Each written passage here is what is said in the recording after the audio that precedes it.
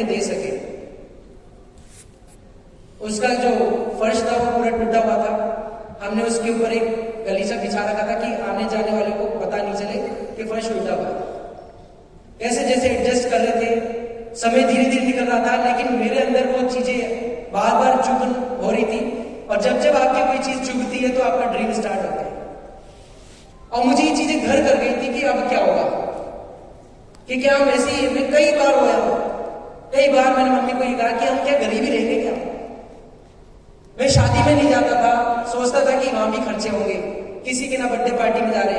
अच्छा, धीरे धीरे फैमिली वालों ने जो पहले आते थे वो आना बंद कर दिया, क्योंकि उनको भी पता चल गया कि खुद का पेट नहीं भर पा रहे, हमारा क्या भरेंगे। धीरे धीरे हम हमारे समाज से, हमारे फैमिली से भी दूर होते जा रहे हैं। मैंने डिसाइड किया कि मुझे कुछ करना है। दोस्तों, मैंने साइंस बायो ली और मैंने योगा साइंस बायो लेके डॉक्टर बनना चाहता था, और चूंकि मैंने डॉक्टरी के लिए इसलिए किया क्योंकि मैंने फादर साहब को देखा था कि वहां as a world wide work कर रहे हैं, लेकिन मुझे वो पसंद नहीं था। लेकिन जो डॉक्टर की लाइफ थी उनकी, वो बहुत ज्यादा अच्छी, बेटर थी फादर साहब की नौकरी से। जैसे ही मुझे पता चला इसमें भी ज्यादा पैसा लगता है, मैंने उसी समय डिसाइड किया कि मुझे डॉक्टरी नहीं करनी, पैसा बहुत लगेगा और पैसा है नहीं घर वालों के पास। मैंने तुरंत डिसाइड किया और मैंने एक प्रोफेशनल कोर्स करना पसंद किया कि मुझे घर कुछ भी करना पड़े, इंस्टेंट पैसा चाहिए। दोस्तों, मैंने योगा का कोर्स किया, डिप्लोमा किया, कहीं ना कहीं से गूगल पे सर्च किया, गूगल पे सर्च करके करस्पॉन्डिंग मैंने कोर्स किया 1 साल का डिप्लोमा, और फिर मैं घर घर जाके योगा सिखाने लग गया। मुझे आज भी याद है कि मेरी जो पहली क्लास थी, क्योंकि मुझे इस फील्ड की नॉलेज नहीं थी और मुझे योगा सिखाना था, मेरी जो पहली क्लास थी वो 600 रुपए में मैं घर गए पूरे महीने में घर जाके सिखाता था। और वो स्थिति ये होती थी कि वहां मुझे पानी भी नहीं पूछा जाता था, मैं योगा कराओ और घर जाओ। क्योंकि मुझे नॉलेज की कमी थी, मैं और सीख रहा था। धीरे धीरे मैंने एक और काम सीख लिया, एक्यूप्रेशर, मसाज की थेरेपी सीख ली, और मुझे पता था उसमें भी कमाई है।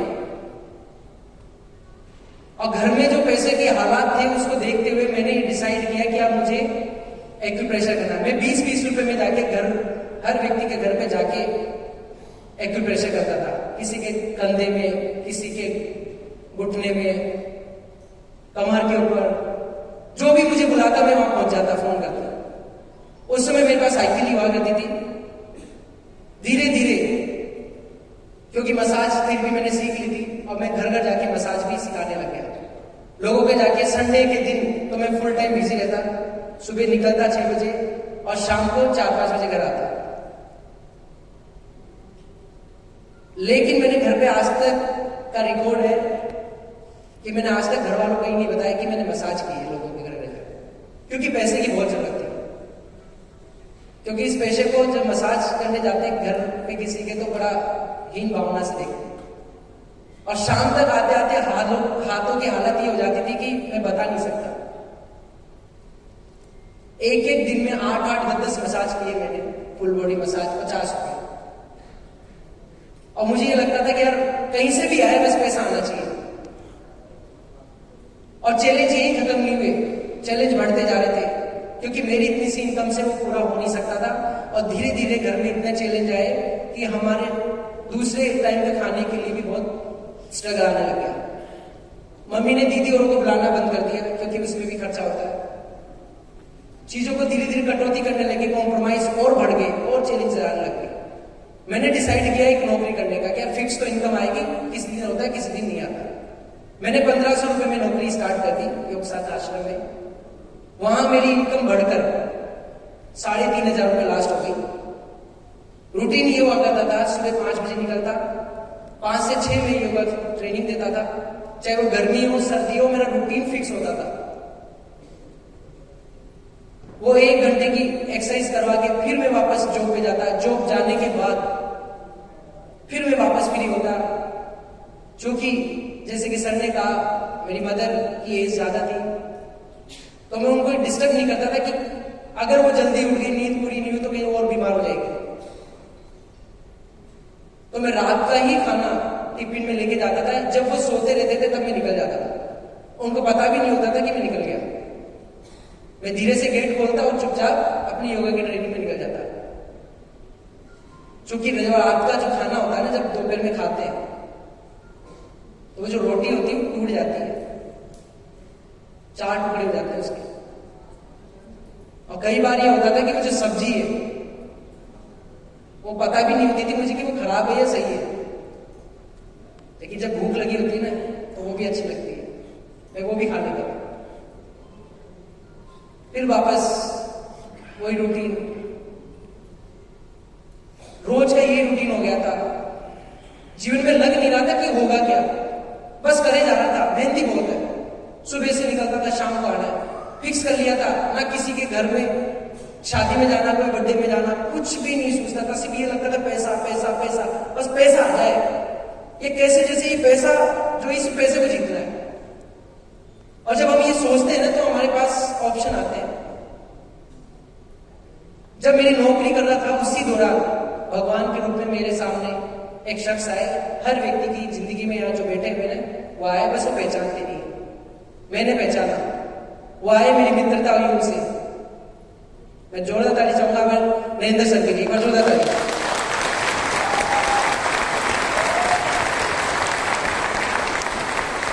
जीवन में आए, उन्होंने मुझे बताया, मेरी दोस्ती हुई, मैंने उनसे दोस्ती कर ली। उनके 4 जिम चलते थे। मैं सोचता था यार मेरी यहाँ नौकरी छूट जाएगी तो सर के जिम में नौकरी कर लूंगा। मेरी दोस्ती और अच्छी होती गई। धीरे धीरे उन्होंने एक दिन मुझे संडे की मीटिंग में बुलाया और मुझे कहा सर आप पैसा कमाना चाहते हैं? मैंने सर पैसा कमाना है सर बताइए। तो सर आप मोरी विस्टा होटल में पहुंच जाना। और जैसा कि हम हर व्यक्ति जानता है कि मीटिंग में जाने के बाद क्या होता है, मेरे साथ भी वही हुआ। मैं पीछे पीछे बैठा हुआ था और मैं ये सोचा था कि कब ये मीटिंग खत्म हो, कब मैं जाऊं।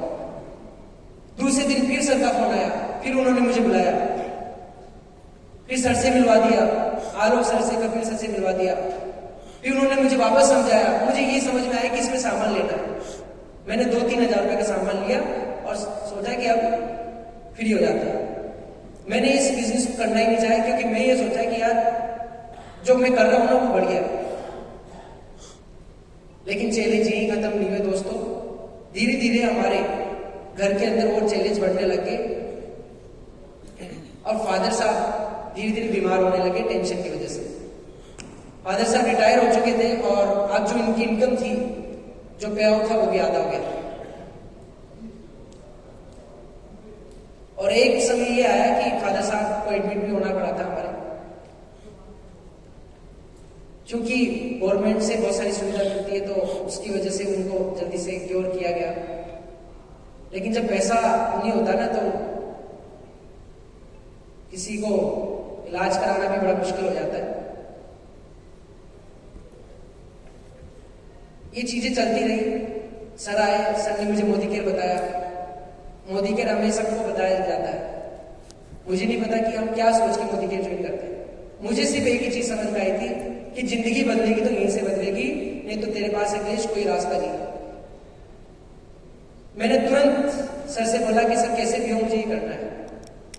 मैंने स्टार्ट किया दोस्तों मोदी के, और जैसे कि हर व्यक्ति करता है बिना कुछ सीखे, क्योंकि मेरा पूरा रूटीन पूरा दिन भर का तो फील्ड में होता था और थोड़ा जो 1-2 घंटे मिलता था वो मोदी केयर करता था। मेरा ड्रेसअप वही रहता है, लोअर टी शर्ट में लोगों को जाता है, लोग मना कर देते, फिर आ जाता। 5-6 महीने चलते रहे, कोई पैसा नहीं।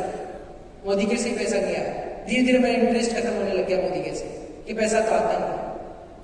फिर वापस सर ने कहा कि सर आप हमारे साथ टाउन प्लाजा चले, 2 दिन 1 रात का वर्कशॉप है, वहां पे बहुत सारे लोग आएंगे, सफल लोगों को सुनेंगे। मैंने कहा सर उसके लिए क्या करना पड़ेगा? उन्होंने कहा सर 4,500 रुपये लगेंगे, उसके फीस है। मैंने फिर बहाना किया उनको कि सर मेरे एग्जाम में मैं नहीं जा सकता, क्योंकि 4,500 रुपये मेरे पास देने के तय नहीं, मैं कमाते ही 8,500 रुपये तक। उन्होंने कहा सर अगर जिंदगी बदलना चाहते हैं ना तो ये चांस तो लेना पड़ेगा, और आपकी जो पढ़ाई की आप किताब लेके चलो पढ़ लेना। मेरे पास 2 ही ऑप्शन थे, क्या तो मैं कर लूं। लेकिन जब मैं वापस अपने हालात पे गया तो मुझे ये समझ में आया कि अखिलेश हो सकता है कि एक बहुत बड़ा चांस हो, नहीं तो एंजॉयमेंट तो करना ही। आज तक तो कभी होटल में तो गया ही नहीं। दोस्तों मैं आ गया, जैसे जैसे सर के साथ आ गया, और सर के साथ आके वो मीटिंग अटेंड कर रहा था, और वहां लोग बोल रहे थे 1 लाख रुपए 2 लाख मुझे इतने तो कमाने हैं, मुझे तो 50,000 कमाने हैं। जैसे ही मीटिंग से गया, मीटिंग से जाते ही मुझे बोला कि सर आप करना क्या है? सर ने कहा कि इस बिजनेस को करना स्टार्ट करो। मैंने डेमो किट उठाया, बिना कुछ सीखे और लोगों के पास जाने लगा, लोगों के रिवर्ट आने लगे कि हमें नहीं करना, ये फालतू का बिजनेस है और तुम भी अपना काम कर लो, तुम्हारे घर के हालात तो वैसे ही सही नहीं, ये क्या चीजों में लगे तुम। चूंकि मुझे करना था, मैंने उनकी ना सुनता रहा और जब भी मुझे ज्यादा ना मिलती मैं सर के पास चला जाता, आलोक सर के पास चला जाता, अनीता मैम, कपिल सर। रात के 11-11 बजे, क्योंकि मेरे फ्री होने का टाइम होता था 9:30-10 बजे, मैं रात को 11 बजे कपिल सर अनीता मैम के घर चले जाता था। And thanks to Kapil sir, Anita ma'am, कि उन्होंने आज तक मुझे कभी मना नहीं किया। मैं जाता उनसे पूछता कि मेरे को तो लोग ही नहीं है, मैं तो लोग खत्म हो गए, मैं क्या करूं?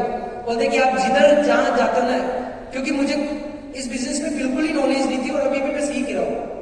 मुझे इन्होंने जैसा बताया मैंने वैसा किया। इन्होंने कहा जिधर जाते हो ना उधर बहुत सारे नाम है, बोर्ड लगे हुए और नोट डाउन करो, उन पर फोन करो, मोदी का बताओ। मैं वही करने लग गया और वो करते करते बहुत सारे लोग मेरी टीम में आ भी गए। कुछ लोग आए, कुछ लोग छोड़ गए। एक समय आया कि मेरी जो टीम बनी हुई थी वो सारी टीम छोड़ गई और मैं वापस 0 हो गया। 8 बार टीम टूटी मेरी, जब भी लाता लोगों को फिर टूट जाता। 8 बार 15,000 रुपए का चेक था, 550 हो गया।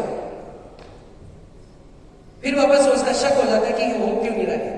फिर वापस जाता, फिर सर के कपिल सर के घर जाता, महेंद्र सर लेके जाते मुझे और मुझे वापस अपना सपना याद दिलाता कि जी क्या आपकी जिंदगी बदल गई है जो आप ये बिजनेस को छोड़ रहे हैं, क्यों आए थे आप? मैं वापस करने लग गया और करते करते करते करते जीवन में बदलाव आने लगा। आपको नहीं पता कि जीवन में बदलाव कैसे होंगे, लेकिन जब आप रेगुलर मीटिंग ट्रेनिंग में आते होते हैं तो जीवन में बदलाव आ रहे होते हैं, हमें पता नहीं होता। ये हमारे अपलाइन को पता है।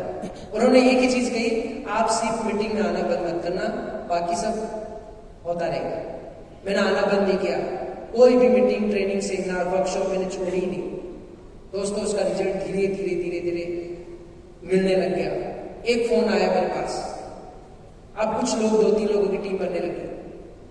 फिर सवाई माधोपुर एक बंदे ने कॉल किया, मुझे ज्वाइन करना है। पहली बार ऐसा कॉल था कि किसने मुझे कहा कि मुझे मोदी के ज्वाइन करना है। मैंने कुछ ही नहीं देखा, क्योंकि उस समय वो मुझे ये बताता कि अगर ये व्यक्ति मेरे ग्रुप में आ गया, मेरे टीम में आ गया तो मेरा और पैसा बढ़ेगा। बस मुझे पैसा पैसा चाहिए था। मैं उस व्यक्ति के लिए, उसको मैंने पूछा सर कब आना है, उसने कहा कि सर आप भैया दूज को आ जाओ। मैं भैया दूज को भी चला गया। मैंने कोई त्योहार नहीं देखा, मैं चला गया ट्रेन से, वहां गया, वहां उस व्यक्ति से मिला, बातचीत की, वापस आ गया। फिर लगातार मैंने रूटीन बना लिया, हर संडे वहां देना है। हर संडे देने के बाद लगातार मैं जाता रहा, लगातार संडे को जाता रहा। और मेरा जो टाइमिंग होता था, सुबह 6 बजे की भैया ट्रेन पकड़ना, 9:30 बजे वहां पे उतरना, पूरे दिन भर काम करना, शाम को वही 11 बजे ट्रेन का इंतजार करना और रात को 2 बजे ट्रेन आती, फिर ट्रेन पकड़ के वापस जयपुर आता 5 बजे सुबह। वहां पे मैं अपने लोअर टी शर्ट में अपने बैग में रखता था, वहां से चेंज करके सुलभ कॉम्प्लेक्स से फ्रेशनअप होके वापस योगा सिखाने 6 बजे चला जाता। फिर दोपहर में 2 बजे आता, फिर वापस वही रूटीन। ये मंडे टू सैटरडे तो योगा रहता था और संडे के दिन मैं योगा को मोदी केयर को करने लग गया। करते करते करते करते करते करते वो व्यक्ति भी कुछ दिनों बाद मोदी केयर छोड़ गया और सिलसिला यही खत्म नहीं हुआ, एक के बाद एक छोड़ते गए। लेकिन मैं डटा रहा। डटने के बाद कुछ लोग मेरे साथ आने लग गए। लगातार मैं मीटिंग ट्रेनिंग में आ गया और जीवन में बदलाव आने लग गया। और धीरे धीरे मेरी जो साइकिल थी वो साइकिल से एक्टिवा हुई और वो जो एक्टिवा थी वो एक 8.5 लाख की होंडा बेच कार में बदल गई। लेकिन मैं रुका नहीं। फैमिली से आज तक विदेश यात्रा गया नहीं। मैं यहाँ से फॉरेन ट्रिप जा चुका हूँ। साथ ही बात करें जो घर की, जो हमेशा मुझे बहुत ज्यादा सताता था और मेरा स्ट्रॉन्ग रीजन था। दोस्तों, अगर आपका स्ट्रॉन्ग रीजन नहीं है तो आप नहीं कर सकते। मुझे पता था कि मेरे फादर साहब हमेशा मुझे बोलते थे, मुझे लगता है कि मेरा जो दम किराए के घर में टूटेगा, और ये मुझे चुभती थी। किसी को चुभे या नहीं चुभे, मैंने ही ठान रखा था कि कुछ भी हो जाए मुझे करना है। और दोस्तों, जैसे कि बोलते मोदी के में सपने सच होते हैं, एक दिन वो दिन आया, मैंने डिसाइड किया कि घर लेना है। मोदी केयर के हाउस फंड से मैंने खरीद लिया, उसको परचेज करके, और उनको बताया भी, रजिस्ट्री करा दी, सब कुछ हो गया। और मैंने उनको एक बार लेके गया और मैंने यही कहा कि अपन रेंट वाला घर और अच्छा ले रहे हैं, आप मेरे साथ चलो। वो मेरे साथ गए, वहां मैं उनको लेके गया। ले जाने के बाद उनको पता नहीं था, मैंने सिर्फ उनसे पूछा कि कैसा है, तो फादर साहब पहले तो उनके रूम ही देख रहे थे। ये तो बहुत बढ़िया है, अभी मैं दिखाऊंगा, एक फोटो है मेरे पास, ये बहुत बढ़िया है।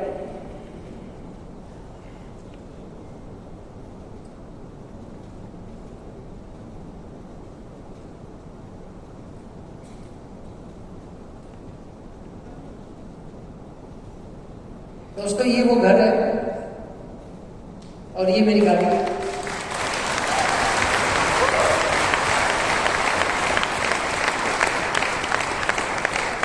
सच्चे दिल से चाहो तो सब कुछ होता है। मेरे फादर साहब ने जब ये कहा और जब हम उनको लेके गए, मैंने पूछा ये कैसा है, ये तो बहुत बढ़िया है, क्योंकि हमारा जो पहला घर था वो भी ऐसा नहीं था, वो भी पुराना था। लेकिन जब मैंने कहा कैसा लग रहा है, बोला ये तो बहुत महंगा होगा इसका रेट। मैंने हाँ है महंगा, लेकिन कैसा लग रहा है? वो बढ़िया लग रहा है। बोला अगर इसको खरीद लिया जाए तो? बोला कि अभी तो समय लगेगा, अभी तो ये सपने देखना अभी अपने बस की बात नहीं है, अभी तो जितना उसमें गुजारा करेंगे, महंगे होते हैं बहुत, मैं नहीं ले लेता। मैंने कहा कि मैंने इसको खरीद लिया और मैंने चाबी को दे दिया। तो मेरी जिंदगी में मैं कभी रोया नहीं, बल्कि जल्दी से रोता नहीं, लेकिन वो जो मोमेंट था ना मेरी जीवन का, आप सोच ही नहीं सकते। मतलब मुझे सब कुछ मिल गया था उस दिन, जब मेरे फादर ने मेरे को एक ही चीज कही कि तू मेरा बहुत, तूने क्या कर दिया, और वो चीज आप फील कर सकते हैं, आप उसको बता के प्रूव नहीं कर सकते। क्योंकि मुझे पता है कि माँ बाप, सब माँ बाप से प्यार करते हैं, लेकिन शायद मैं आप लोगों से 1% ज्यादा करता हूँ। और मैं हमेशा ये बिजनेस उनके लिए किया। अब वो भी रो रहे थे, मैं भी रो रहा था उस समय, और फाइनली लॉकडाउन के अंदर उसमें शिफ्ट हुए, और अभी मैं उस घर में रह रहा हूँ अपनी फैमिली के साथ। तो बहुत एंजॉय किया दोस्तों मैंने लाइफ को। मैं एक पीपीटी के माध्यम से बताना चाहूँगा कि ड्रीम के बारे में, कि किस तरह से मैंने अपने आप को